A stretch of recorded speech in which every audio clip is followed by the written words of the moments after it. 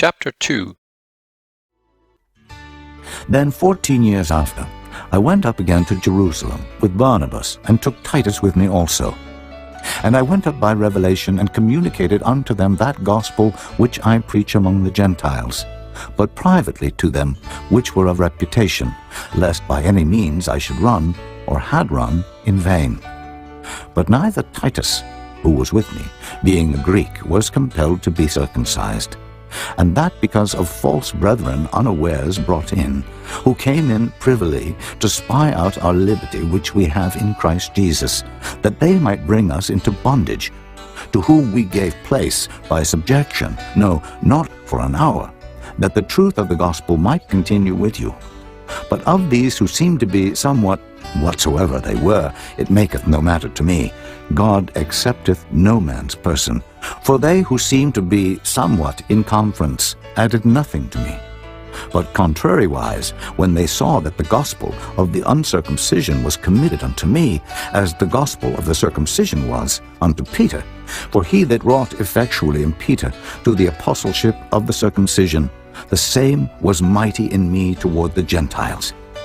And when James, Cephas, and John, who seemed to be pillars, perceived the grace that was given unto me, they gave to me and Barnabas the right hands of fellowship, that we should go unto the heathen, and they unto the circumcision.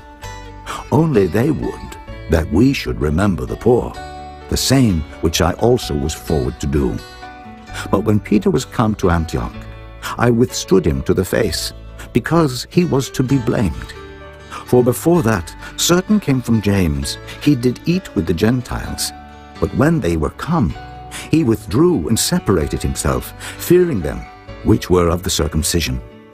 And the other Jews dissembled likewise with him, insomuch that Barnabas also was carried away with their dissimulation. But when I saw that they walked not uprightly according to the truth of the gospel, I said unto Peter before them all, If thou, being a Jew, livest after the manner of Gentiles, and not as do the Jews, why compellest thou the Gentiles to live as do the Jews? We, who are Jews by nature, and not sinners of the Gentiles, knowing that a man is not justified by the works of the law, but by the faith of Jesus Christ, even we have believed in Jesus Christ, that we might be justified by the faith of Christ, and not by the works of the law. For by the works of the law shall no flesh be justified. But if, while we seek to be justified by Christ, we ourselves also are found sinners, is therefore Christ the minister of sin? God forbid. For if I build again the things which I destroyed, I make myself a transgressor. For I through the law am dead to the law, that I might live unto God.